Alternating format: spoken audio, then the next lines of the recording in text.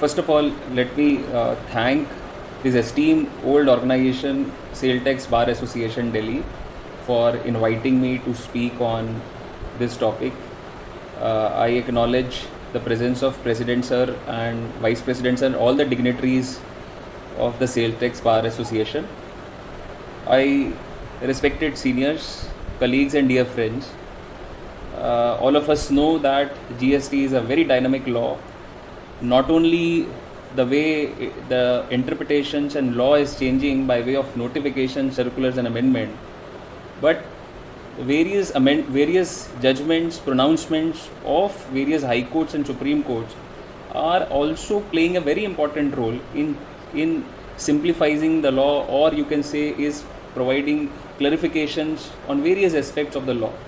And that is why it is important for us to understand, to read, to regularly go through some more important outcomes or recent judgments in the GST regime. And that is why I have tried to compile some few important judgments which have came in the Supreme Court as well as in some of the high courts also, and I will be discussing throughout those judgments along with the relevant provisions as well. So these are the judgments which we will be seeing. These are the topics on which those judgments will be seen. Number 1 is on provisional attachment of bank accounts. Number 2 is on parallel proceedings. Number 3 is proceedings under e-way bill, how it is concluded. Then on the refunds 89.5, that is inverted duty structure, negative blocking of credit ledger, and then rectifications of return, and some recent updates on the past judgments which have been passed by the various high courts also. That we will discuss. Coming to the first part, जो पहला judgement मैं discuss करना चाहूँगा आपके साथ, वो है provisional attachment of bank account. अक्सर हम देखते हैं कि जीएसटी रिजीम में बैंक अटैचमेंट एक बहुत ही इजी अवेलेबल टूल है ऑफिसर्स के हाथ में, जो वो day in day out in normal course में यूज़ करते रहते हैं असेसीज से रिकवरी करने के लिए या एक तरीके से रेवेन्यू को प्रोटेक्ट करने के लिए. हाउएवर इसके पहले भी राधा कृष्णन जो जजमेंट आया था सुप्रीम कोर्ट का, उसमें इस जजमेंट को बोला गया था कि इस प्रोविज़न को बोला गया था कि ये एक ड्रैकोनियन प्रोविज़न है और सिर्फ एक एक्सेप्शनल कंडीशंस पे ही यूज़ होना चाहिए. हाल ही में एक ऐसा ही प्रोविजनल अटैचमेंट से रिलेटेड एक और मैटर सुप्रीम कोर्ट के सामने आया, जिसमें कुछ और क्लैरिटीज़ इससे रिलेटेड आई है, कुछ और अफर्मेशंस आए हैं जो पास्ट जजमेंट में थे. तो इस जजमेंट को डिस्कस करते हैं, which is on provisional attachment of bank account, Kesari Nandan mobile versus office of assistant commissioner, जो कि अभी हाल ही अगस्त में आया है. अगर इसमें देखें तो एक ये हुआ कि एक असेसी का बैंक अकाउंट अटैच हुआ, उसने एक ऑब्जेक्शन फाइल किया. ऑब्जेक्शन उन्होंने डिस्पोज नहीं किया, कुछ उसका जवाब नहीं दिया जो यूजुअली स्टेट ऑफिसर्स वगैरह करते ही हैं ऑफिसर. उसके बाद ऐसा हुआ कि एक साल के बाद ऑटोमेटिकली, एक साल के बाद, ये आप जानते हैं कि सेक्शन 83 कहता है कि एक साल के बाद अटैचमेंट अपने आप डिज़ोल्व हो जाता है. बट डिपार्टमेंट ने क्या किया, इसे वापस से अटैच कर दिया. जैसे ही वो रीअटैच हुआ, अनअटैच हुआ, उसके बाद वापस से अटैच कर दिया. Aggrieved by this move again of reattachment, ये जो असेसी है गुजरात हाई कोर्ट जाता है और गुजरात हाई कोर्ट इस रीअटैचमेंट को अपहेल्ड कर देती है, सही घोषित कर देती है, सेइंग दैट कि आपने फ्रॉड किया है, आईटीसी का मिसयूज़ किया है, और इसलिए वो रीअटैचमेंट सही कर देती है. और वो बोलती है कि सेक्शन 83 में लिखा है कि एक साल के अंदर खुल जाना चाहिए जो आपका खुल गया, बट रीअटैचमेंट के बारे में कुछ नहीं लिखा है. And that is why they held कि reattachment is justified under section 83 of GST Act. So with this fact they went into the Supreme Court. The primary issue which Supreme Court dealt with is that is renewal or reissuance of provisional attachment order after the expiry of 1 year is permissible under section 83(2). क्या 83(2) ये permit करता है कि एक साल हो जाने के बाद अटैचमेंट के क्या आप रीअटैचमेंट वापस से कर सकते हैं? तो ये एक इम्पॉर्टेंट क्वेश्चन था सुप्रीम कोर्ट के सामने, जिसमें सुप्रीम कोर्ट ने 83 के प्रोविजंस को थॉरोली एग्जामिन किया, रूल 159 को एग्जामिन किया, and then the petitioner also pointed out what were the provisions in the earlier law, that is section 11 DDA of Central Excise Act and the Customs Act, where there were specifically provisions available which allowed the extension could be done. So in that case, अगर आप देखेंगे central excise और customs में specific provision था जो ये allow करता था कि बैंक अटैचमेंट एक पीरियड के बाद वो एक्सटेंड किया जा सकता है. But unlike in the GST regime, GST act, ऐसा कोई प्रोविजन अवेलेबल नहीं था. ये कोर्ट ने ऑब्जर्व किया. फर्दर कोर्ट ने जो एक बहुत इंपॉर्टेंट जजमेंट था राधा कृष्णा इंडस्ट्रीज़ का, जो कि 2021 में आया था, वो डिस्कस किया और सुप्रीम कोर्ट ने अपील अलाउ की एंड सेड कि that renewal and reissuance of provisional attachment beyond 1 year has no statutory backing. इसके लिए कोई भी ऐसा कानून अवेलेबल नहीं है. इवन दो अगर एक्सप्रेसिवली ये रुकावट नहीं है तो एक्सप्रेसिवली अलाउड होने का भी प्रोविजन वहाँ पर मेंशन नहीं है. That is what Supreme Court judgment commented and said 83(2) expressively limits the life of attachment to 1 year and permitting renewal. अगर हम renewal permit कर देते हैं एक तरीके से, तो किसी न किसी तरीके से legislative intent को डिफीट करेगा. इसलिए कोर्ट ने ऑर्डर किया कि ये जो बैंक अकाउंट्स है वो डी फ्रीज होने चाहिए. उन्होंने स्पेसिफिकली कमेंट किया कि आप इन्वेस्टिगेशन करते रहिए, but attachment can not extend और can not be renewed without statutory amendment.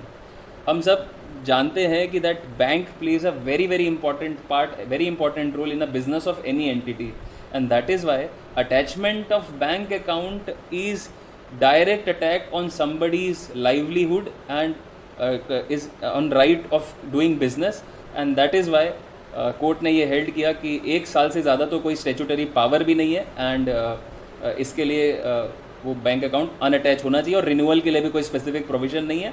And that is why court said even though the investigation may go on, but exceeding attachment beyond 1 year is not permissible. So this was one important outcome relating to attachment. Of course, this will definitely help us in the upcoming process.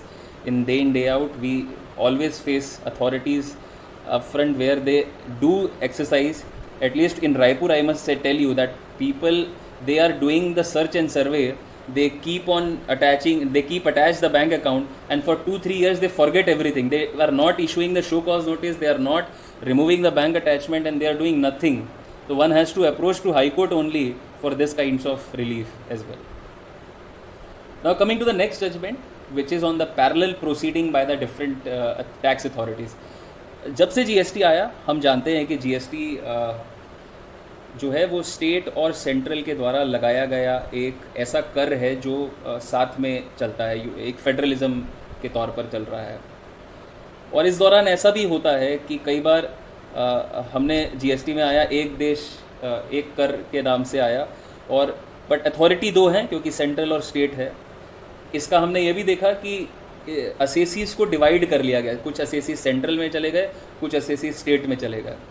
But कई बार ऐसा होता है कि जब investigation होता है किसी matter का, तो एक साथ एक ही पॉइंट पे 2 पैरेलल अथॉरिटीज़ उस मैटर को लेकर आ जाती है. इनफैक्ट सेंट्रल और स्टेट का तो छोड़िए, कई बार प्रिवेंटिव डिपार्टमेंट आ जाता है सेंट्रल का, कई बार DGGI आ जाता है, वो भी सेंट्रल का, स्टेट का अलग से एक एनफोर्समेंट विंग आ जाता है, और ऐसा करते करते मल्टीपल एजेंसीज इन्वॉल्व हो जाती है, और कई बार पता चलता है कि इशू वही है, कॉमन ही है सारा कुछ. उस पर्टिकुलर चीज़ के लिए ये जो जजमेंट मैं जो आपसे डिस्कस करने वाला हूँ ये बहुत ही इंपॉर्टेंट है पैरेलल प्रोसीडिंग पे, जो हाल ही 14 अगस्त को ही प्रोनाउंस किया गया था. Armour securities versus commissioner of Delhi commissionerate का ये जजमेंट है. इस पूरे जजमेंट में सबसे अच्छी बात ये रही है कि इस जजमेंट को डिलीवर करते टाइम बहुत इंपॉर्टेंट आउटकम्स जो हैं वो कोर्ट ने प्रोनाउंस किए हैं. फर्दर कोर्ट ने एक डिटेल गाइडलाइन भी दी है कि जब भी पैरेलल प्रोसीडिंग हो तो हमें कैसे क्या क्या एक्शन लेना और कैसे करना है, किसकी क्या रिस्पॉन्सिबिलिटी है, असेसी की क्या रिस्पॉन्सिबिलिटी रहेगी और अथॉरिटी की क्या रिस्पॉन्सिबिलिटी है. ये पूरी एक डिटेल गाइडलाइन इस जजमेंट में ऑनरेबल सुप्रीम कोर्ट ने इशू की है. अगर मैं आपको इसके ब्रीफ फैक्ट बताऊं तो सबसे पहले ये हुआ कि एक एसएसी को एक सिक्योरिटी सर्विसेज प्रोवाइड करता था जिसका एक शो कॉज आता है, और उसके बाद उसके यहाँ फिर से सर्च भी होती है, समन होता है. वेयर एज कंपनी बोलती है कि ऑलरेडी हमारे पास शो कॉज आ चुका है जो स्टेट ऑफिसर्स के द्वारा है. देन बाद में फिर से सेंट्रल अथॉरिटी उनको समन भेजने लगती है. तो एनटीटी ने ये प्ली लिया, एनटीटी ने ऑब्जेक्शन रेस किए सेंट्रल जीएसटी अथॉरिटी को कि because show cause notice already issued है स्टेट अथॉरिटी के द्वारा, सो आप ऑलरेडी ये नई एक प्रोसीडिंग इनिशिएट मत कीजिए बिकॉज प्रोसीडिंग ऑलरेडी इनिशिएटेड है। तो सेक्शन 6(2)(b) भी जो है वो ये बोलता है। देन टैक्स असेसी ने दिल्ली हाई कोर्ट मूव किया और दिल्ली हाई कोर्ट ने ये प्ली जो है उसका रिजेक्ट कर दिया और कहा कि आपको समन के कंप्लायंस करने पड़ेंगे, आपको अपीयर होना पड़ेगा, सेंट्रल जीएसटी ऑफिस पे जाना पड़ेगा, इन्वेस्टिगेशन में कॉपरेट करना पड़ेगा। नाउ इसमें एक इम्पॉर्टेंट पार्ट ये इन्वॉल्व है कि एक इम्पॉर्टेंट क्वेश्चन जो इस जजमेंट में डिस्कस किया गया है कि वेदर सेक्शन 6(2)(b) जो है वो ये बोलता है कि पैरेलल प्रोसीडिंग इनिशिएट नहीं की जा सकती। Now whether issuing summon search doing search and seizure by an another authority can it be termed as initiation of proceeding? क्या इसे प्रोसीडिंग मान लिया जाएगा जैसे ही कोई आपको दूसरी एंटिटी समन दे रही है, सर्च दे रही है या कोई सीजर की प्रोसीजर कर रही है? This is an important question which has been dealt in this judgment, and as I told you that the Supreme Court has given a very detailed guideline what to do and what to procedures to be followed when this type of situation arises. Of course, in this case, the following provisions has been discussed. Section 6(2)(b) has been discussed. Section 67 has been discussed. Section 70, 73, 74 has been discussed in length.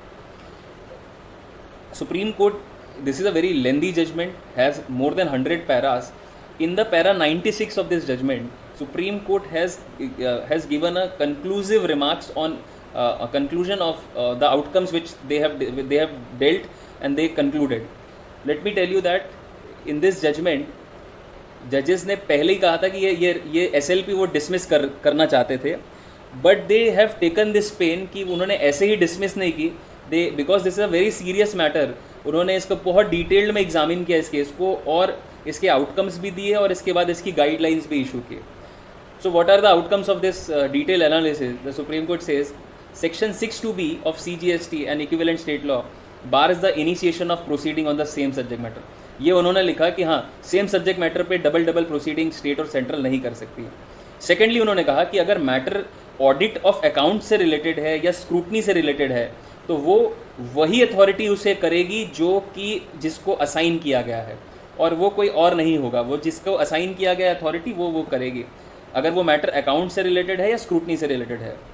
Third उन्होंने कहा कि अगर वो intelligence based enforcement action है तो वो either central या state कोई भी उसको कर सकती है, रिगार्डलेस कि वो किसको असाइन है।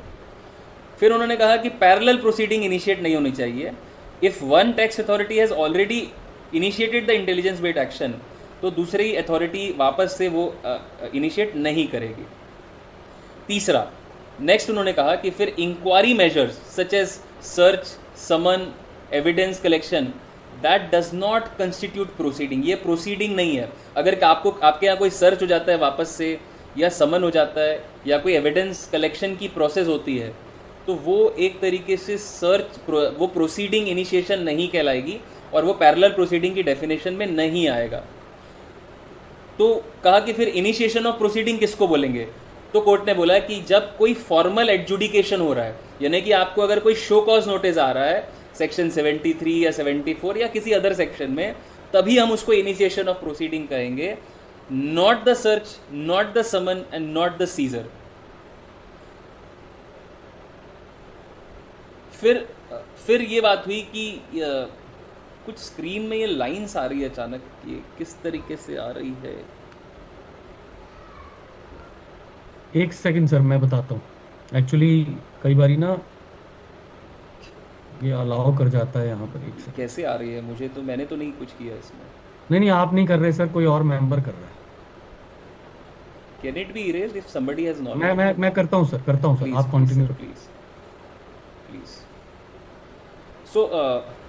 सो फिर उन्होंने कहा कि ये प्रोसीडिंग इनिशिएशन किसको कहेंगे? तो proceeding initiation it says that it somewhere where a formal adjudication via show cause notice is done and not the search, summon and seizure.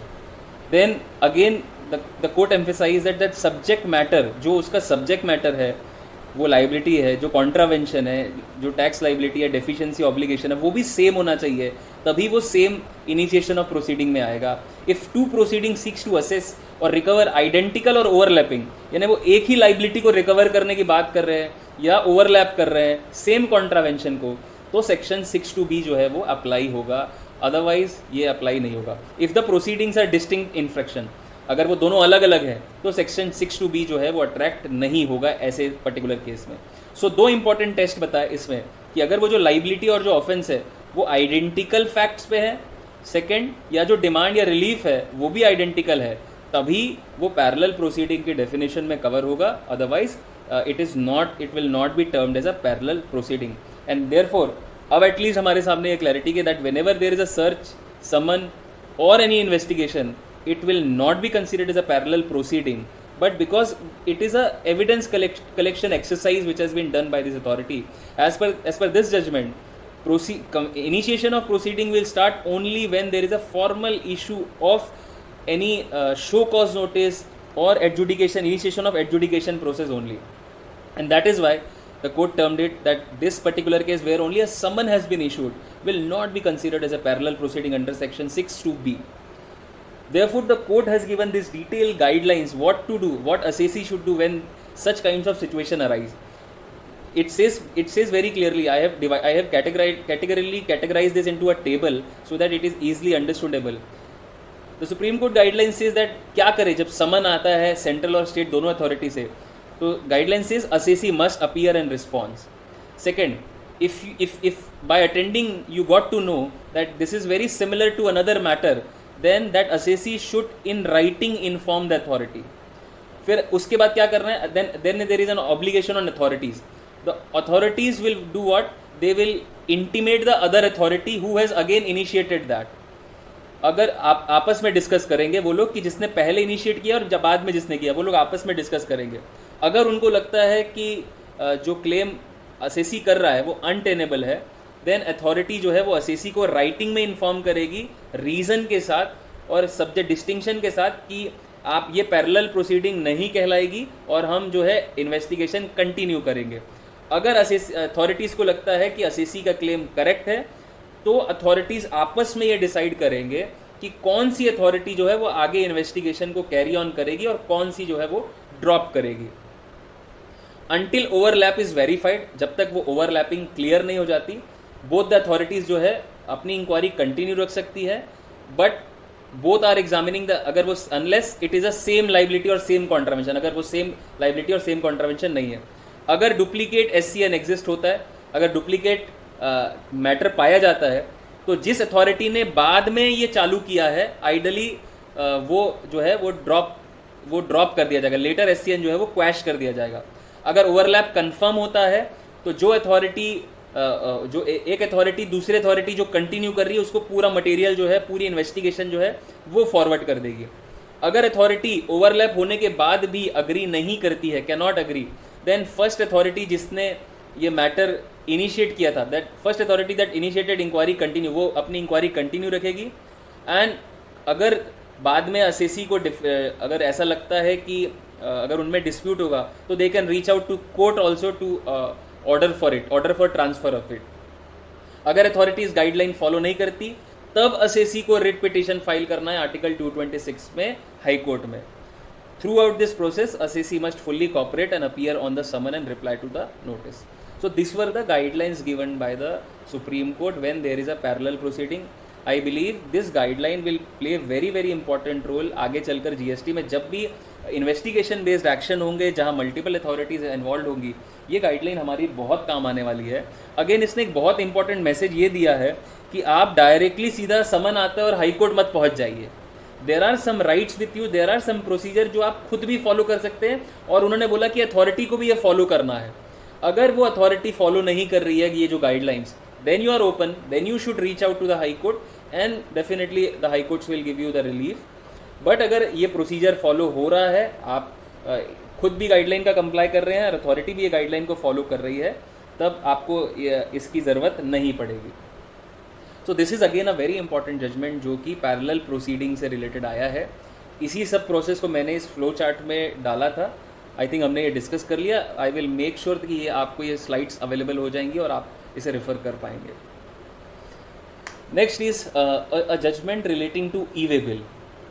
Generally आपने ऑब्जर्व किया होगा कि that e way bill proceeding जब भी होती है on road, अक्सर authorities का ये टारगेट रहता है कि जल्दी जल्दी कैसे भी कर गाड़ी दबा ली जाए, गाड़ी अंदर कर दी जाए और लेट कर लिया जाए, उन्हें परेशान कर दिया जाए.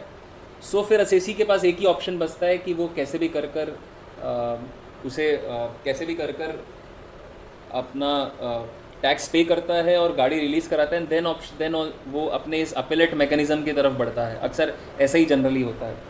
तो इसको भी फाइट करने के लिए क्या सोचा अथॉरिटीज़ ने कि चलो एक काम करते हैं, अब इसने टैक्स तो पटा ही दिया, आगे ऑर्डर ही इशू नहीं करते हैं. जब ऑर्डर ही इशू नहीं होगा तो आगे वो चैलेंज ही नहीं कर पाएगा और सारी चीज़ें वहीं ख़त्म हो जाएगी. तो ऐसा ही एक केस में हुआ ASP traders versus state of Uttar Pradesh में, कि जहां एक असेसी ने एक ई वे बिल को सामना करना पड़ता है. उसने 129(3) का ऑर्डर मिलता है. बिकॉज उसे जल्दी थी और एलिगेशन से तो वो अग्री नहीं कर रहा था, लेकिन उसने अपना वो चालान पे कर गाड़ी रिलीज़ करा ली. बट रिपीटेटिव रिमाइंडर्स के बाद भी अथॉरिटी ने ऑर्डर इशू नहीं किया 120 ये बोलकर कि जब आप टैक्स पे कर दिए हो तो प्रोसीडिंग जो है वो अपने आप कंक्लूड हो जाती है. सेक्शन 129 में ऐसा लिखा है कि when the payments are made the proceedings are deemed stands concluded. ऐसा 129(5) और 129(3) में ऐसा लिखा हुआ है. हालांकि असेसी ने बार बार रिमाइंडर्स दिए, रिपीटेशन किए, लेकिन अथॉरिटी का ये व्यू था कि उसने चालान पटा दिया, अब कुछ करने की ज़रूरत नहीं है. So the primary issue before the Supreme court was कि वेदर आफ्टर पेइंग द चालान क्या ये कंक्लूड हो जाता है और कुछ करने की ज़रूरत नहीं है. अनफॉर्चुनेटली हाई कोर्ट्स ने भी ये स्टैंड को कंफर्म कर दिया डिपार्टमेंट के कि कोई ऑर्डर करने की ज़रूरत नहीं है. जब उसने अपना चालान पे कर दिया as mentioned in the section 129(3) और 129(5) कि प्रोसीडिंग स्टैट कंक्लूड, तो वो ख़त्म हो जाती है, आपको कुछ करने की आवश्यकता नहीं है. सो दैट अब असेसी जो है इस ऑर्डर को लेकर सुप्रीम कोर्ट पहुँचे और वहाँ डिटेल इन लेंथ पे इस क्वेश्चन पे डिस्कशन हुआ. 129 के प्रोविज़न एग्जामिन किए गए, रूल 142 को एग्जामिन किया गया. रूल 142 ये भी बोलता था कि अगर कोई बंदा एक नॉर्मल डीआरसी करता है तो भी यू नो वेल कि डीआरसी 5 इशू किया जाता है एक अथॉरिटी के द्वारा, जिसे वो जो वॉलेंट्री पेमेंट है उसको वो एक्सेप्ट करता है, उसे एक्सेप्ट करता है, मैच करता है कि वो सही है, तब जाकर वो होता है. सो इस पॉइंट को आर्ग्यू किया गया अपीलेंट द्वारा कि जब एक नॉर्मल सी पेमेंट के लिए भी अथॉरिटी को ऑर्डर इशू करना है डीआरसी 03 में उसे एक्सेप्ट करने के लिए, then in my case I am contesting, I am under protest I have paid, still no order has been issued under this provision. Then the discussion goes to circular also. The circular also point out that even after if the tax is also paid, there is a need to issue a detailed speaking order.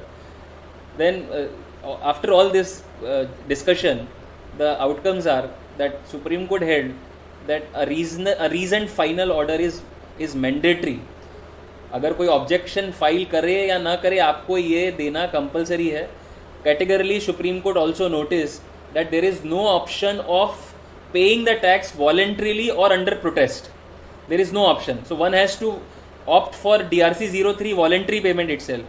तो अगर मुझे protest करने वाला है कोई option available ही नहीं है तो there is no option for me, मुझे DRC 03 से ही पे करना पड़ता है. And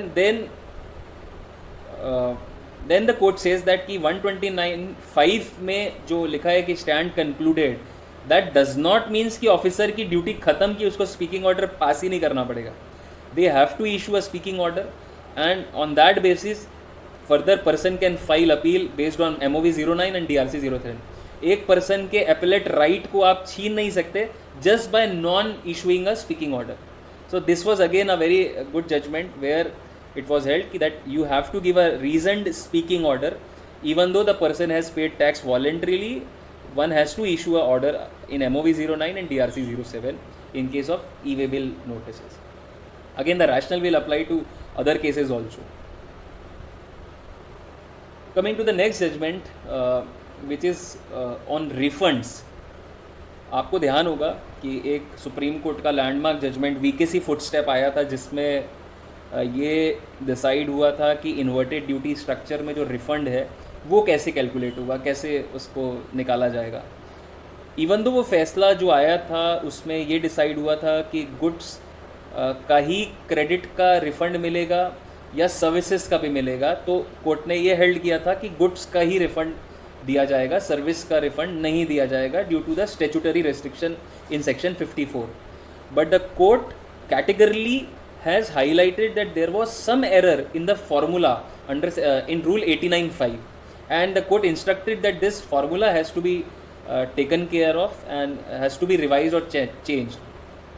Based on the observation made by the court in VKC footstep, ये जो 89 रूल 89(5) है जिसमें आपका ये रिफंड कैलकुलेट करने का जो फॉर्मूला है वो रिवाइज किया गया, वो चेंज किया गया।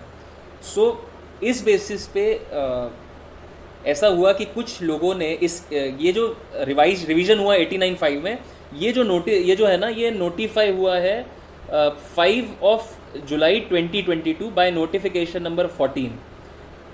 बट बिकॉज ये सुप्रीम कोर्ट के इंस्ट्रक्शंस के बाद हुआ, ऐसा असेसीज ने इंटरप्रिटेशन लिया कि ये जो रिफंड के फॉर्मूले में जो करेक्शन हुए हैं, जो चेंजेस हुए हैं, जो अमेंडमेंट हुए हैं, they should be treated as retrospectively and curative, even though the notification has said that these will be applicable prospective. They have in fact an issue a circular also, circular 181 on 10th of November 2022, saying that this will apply to prospective. All the refund application filed before 5 July 2022 will be governed by the old formula, and all the refund filed after 5th of July 2022 will be governed by the new formula. So this was done by a circular called 181. The assessee, what they have done is they have got the refund, they have filed the refund before 5/7/2022, but they have got the refund under the old formula. Later on, they have reached to the assessing officer saying that this formula correction should be applied retrospectively, as it is a curative change, curative amendment, so it should be applied given retrospective effect. So the adjudicating officer rejected the claim of assessee. The assessee then, after this rejection, have reached to the Gujarat High Court, and the Gujarat High Court held that this amendment is a clarificatory and retrospectively. Now the department have went to Supreme Court challenging this judgment of Gujarat High Court. The department is of the view that this amendment in the rule 89(5) is a prospective and it should not be given retrospective effect. In this process, the Supreme Court has examined various sections, section 54, rule 89, the notification 14, this circular which was partially quashed by the High Court. After all the detailed analysis, the Supreme Court has held that the Supreme Court has dismissed this department SLP, and Supreme Court has refused to interfere in this judgment. The final position after this judgment has to be that this amendment is curative in nature and is clarificatory, and therefore it will apply to retrospectively. It says that the assessee can claim the differential refund if they are within the limitation period, and the CBIC circular which restricted the claim of assessees is invalid to the extent where it restricted the right of an assessee. इस judgement से भी हमको एक बहुत important principle upheld होता है, which was कि then when there are curative amendment, कोई ऐसी अमेंडमेंट हो रही है जिससे कि कोई चीज़ जो पुरानी ख़राब थी वो ठीक की जा रही है, उसका इम्पैक्ट इवन दो नोटिफिकेशन में लिखा है प्रोस्पेक्टिव है, but the courts are regularly interpreting it as a clarificatory amendment और उसे रिट्रोस्पेक्टिवली अमेंड किया जा रहा है। ऐसे और भी कई सारे सिचुएशंस हमारे सामने डे इन डे आउट में आ सकते हैं जिसमें वो prospectively amendments हो, but of course we can treat it retrospectively based on the rationales of various judgment and including this judgment. Coming to another hot topic which is on negative blocking of electronic credit ledger. Again ये एक ऐसा शस्त्र है जो GST department अक्सर assessees को परेशान करने के लिए या किसी न किसी तरीके से अपने इंटरेस्ट को प्रोटेक्ट करने की वो बात करते हैं, but it ends up like that they do not want the assessee to conduct the business, वो बिजनेस ही नहीं करे, उनको ऐसा लगता है किसी ना किसी तरीके से। सो क्या होता है कि जब भी कोई ऐसा डिटेक्शन होता है असेसिंग ऑफिसर्स को कि कोई based on some reason to believe कि कोई ऐसा इनपुट टैक्स क्रेडिट है जो कि बोगस है या इनकरेक्ट है, जो इनएलिजिबल है, in that case assessing officer has a power to block the electronic credit. But आजकल जो देखने को आ रहा है वो ये हो रहा है कि इलेक्ट्रॉनिक क्रेडिट में अगर बैलेंस नहीं भी है तो भी वो उससे ओवर एंड अबाउ जाकर उसके बैलेंसेस को नेगेटिव ब्लॉक कर दिया जाता है। अब नेगेटिव ब्लॉकिंग से ये होता है कि जब भी असेसी अपना रिटर्न फाइल करेगा तो जो भी आईटीसी लेगा वो आईटीसी वो यूज़ ही नहीं कर पाएगा। And it is very practical for a small and medium entrepreneurs जिनका बहुत लिमिटेड ही जिनका business, in fact credit is important for every business, not to restrict to only small and medium, कि इसी कोई भी बंदा अपनी टैक्स लाइबिलिटीज बिना क्रेडिट यूटिलाइजेशन के डिस्चार्ज नहीं कर सकता, because credit plays a very important role in all types of business. And therefore by ये नेगेटिव ब्लॉकिंग कर कर किसी पर्सन का पूरा बिजनेस ही स्पॉइल हो जाता है, रिस्ट्रिक्ट हो जाता है और वो बिजनेस नहीं कर पाता है। टू दैट वे ये जो नेगेटिव ब्लॉकिंग है इसके ऊपर ये जजमेंट जो है वो बहुत इंपॉर्टेंट है। इनफैक्ट बहुत सारे ऐसे जजमेंट आ चुके हैं जो हाई कोर्ट्स के हैं। इनफैक्ट इन सारे जजमेंट्स के केस में हाई कोर्ट के जजमेंट पे डिपार्टमेंट जो है वो रेगुलरली सुप्रीम कोर्ट में एसएलपी फाइल कर रहा है। इनफैक्ट हर एक केस में ये एसएलपीज जो है वो डिसमिस होते जा रही है। मैंने 3 एसएलपी का आपको रेफरेंस इसी में दिया हुआ है कि जो डिसमिस की गई है, and saying that negative blocking of electronic credit is not at all permissible. In one such case of Punjab and Haryana court, Punjab and Haryana के हाई कोर्ट ने अभी हालांकि ये इंटरिम ऑर्डर दिया है, नॉट फुल ऑर्डर। इसमें उन्होंने कहा कि अगर आपको नेगेटिव ब्लॉकिंग करनी भी है तो आप 10% से ज़्यादा की नहीं कर सकते, उससे ज़्यादा आप नहीं कर सकते। सेइंग दैट कि जितना आईटीसी है उसका ब्लॉक कर दो आप, आपका जितना है उससे ज़्यादा आप नहीं करोगे। अगर आप कर भी रहे हैं तो 10% एक्स्ट्रा जो उसे अपील फाइल करने के लिए लगता है, I don't know what reason they have sent, but उससे ज़्यादा आप नहीं कर सकते। तो ये पंजाब एंड हरियाणा कोर्ट की ऑब्जर्वेशन है। अगेन इसमें भी ये सारी चीज़ें डिस्कशन हुई, सेक्शन 16, 73, 74, रूल 86A, और कोर्ट ने यही कहा कि this is interim in nature और नेगेटिव ब्लॉकिंग जो है वो अलाउ नहीं होती है किसी भी तरीके से। आगे एक और मैटर जो कि मतलब ब्लॉकिंग ऑफ क्रेडिट से ही रिलेटेड है, ये भी एक इम्पॉर्टेंट मैटर है जो कि सुप्रीम कोर्ट ने अभी कंफर्म किया। इसमें भी एक एसएलपी जो है वो डिसमिस की गई है। It was a judgment of Karnataka High Court, and इसमें जो मेन पॉइंट्स इन्वॉल्व थे कि क्या इलेक्ट्रॉनिक क्रेडिट जो है वो ब्लॉक किया जा सकता है विदाउट गिविंग अ हियरिंग, कोई हियरिंग की ज़रूरत ही नहीं है। इवन दो सेक्शन रूल 86 से बोलता है कि रेवेन्यू अथॉरिटीज़ के पास रीज़न टू बिलीव होना चाहिए। क्या वो रीज़न टू बिलीव होना किसी एक थर्ड पार्टी की ऑफिसर की रिपोर्ट आ गई और उतना बहुत है, किसी माइंड लगाने की ज़रूरत नहीं है और ब्लॉक कर देना है? अक्सर मैं ये देख रहा हूँ कि प्रैक्टिकली ये सिचुएशन बहुत आती है कि किसी एक दूसरे राज्य से किसी एक स्टेट ऑफिसर को एक लेटर आ जाता है या एक रिपोर्ट आ जाती है जिसमें लिखा रहता है कि ये फर्म नॉन एग्जिस्टेंस है और इसने आपके इधर बंदे को सप्लाई किया है, तो अथॉरिटी क्या करती है, उसका क्रेडिट ब्लॉक कर देती है फट से, बिना कोई एप्लीकेशन ऑफ माइंड, बिना कोई इन्वेस्टिगेशन, सीधा फट से ब्लॉक कर देती है, ना कोई हियरिंग देती है और ना कुछ होता है। हाल ही में मैं आपको एक बात बताता हूँ, रायपुर में अभी एक एंटिटी के साथ ऐसा ही हुआ।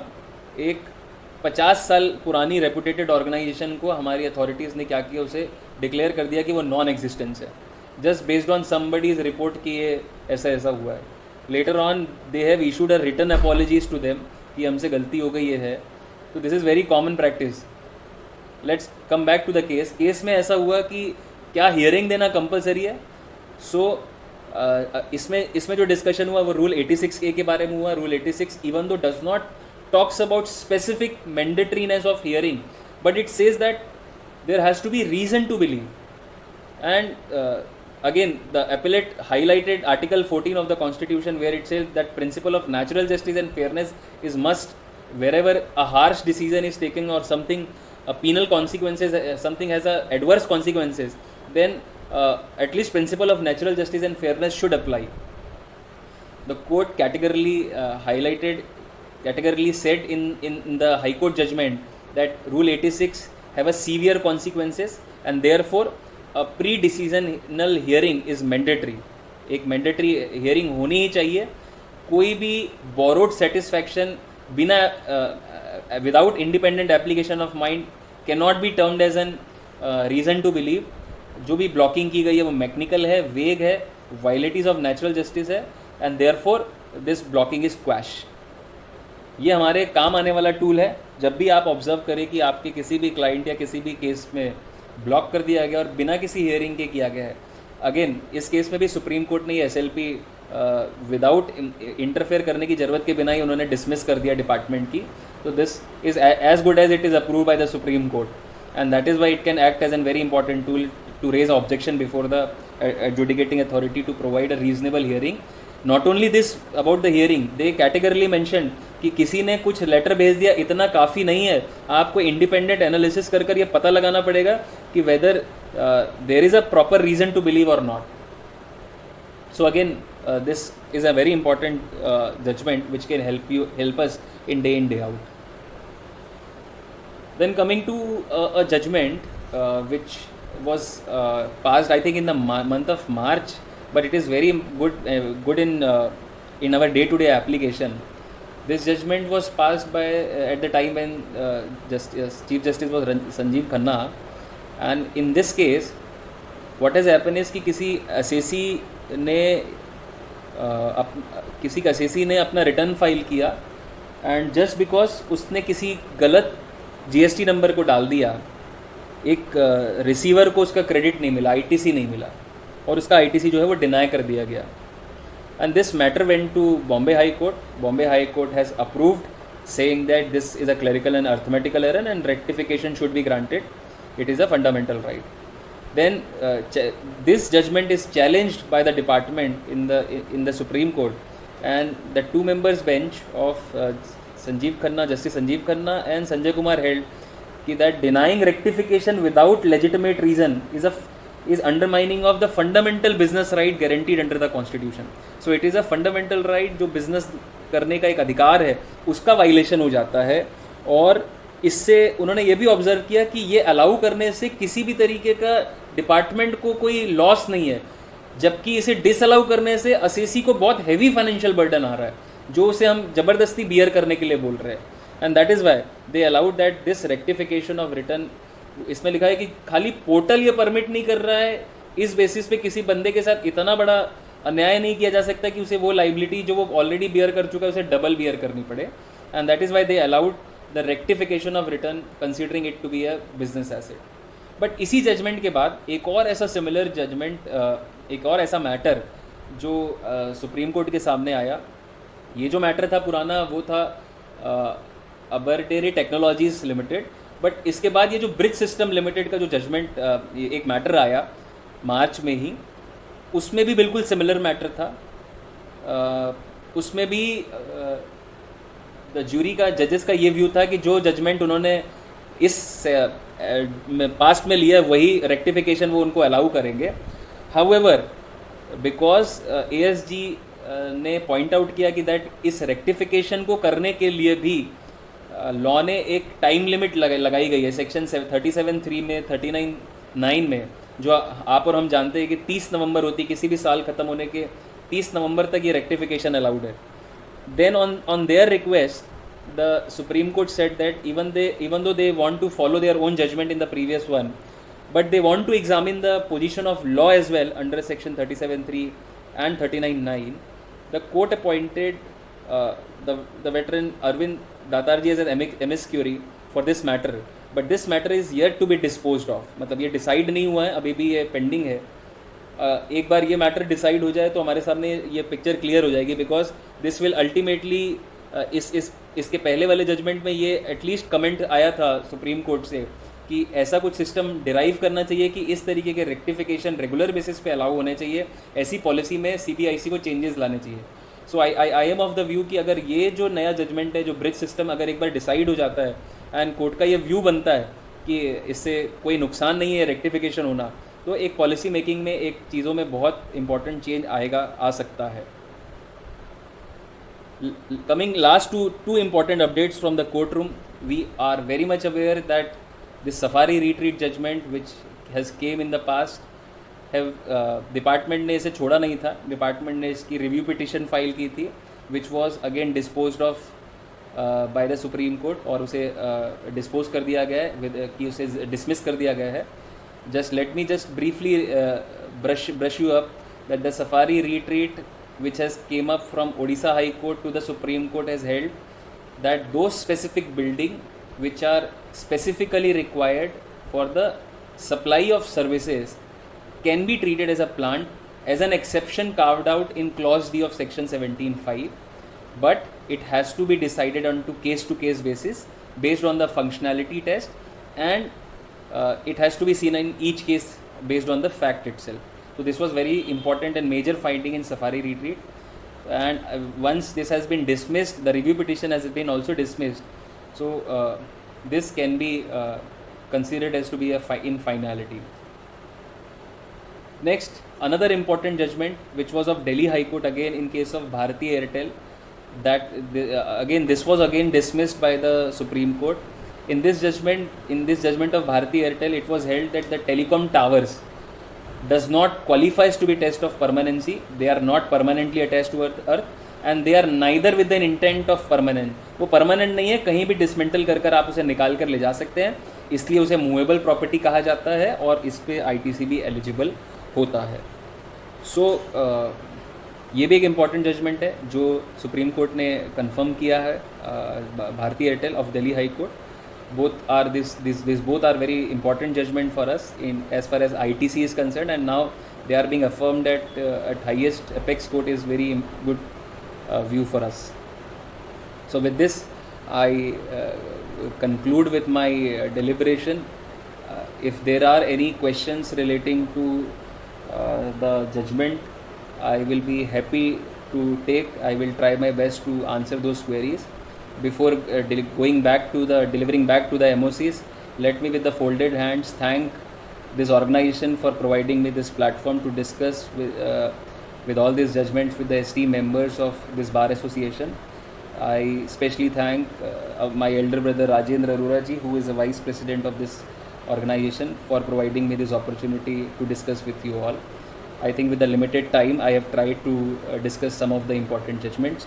I believe I will stay connected and will meet again. Thank you so much. Raman ji, you have done a very nice job. बहुत अच्छे तरीके से आपने with very clarity and giving the slides पे बड़ा अच्छा so depict किया है. Very nice. Thank you. Thank you so much sir. Thank you. Sanjay sir, मुझे ना इनकी प्रेजेंटेशन से गुरु का एक डायलॉग याद आ गया जो धीरू भाई अंबानी पे बनी थी फिल्म.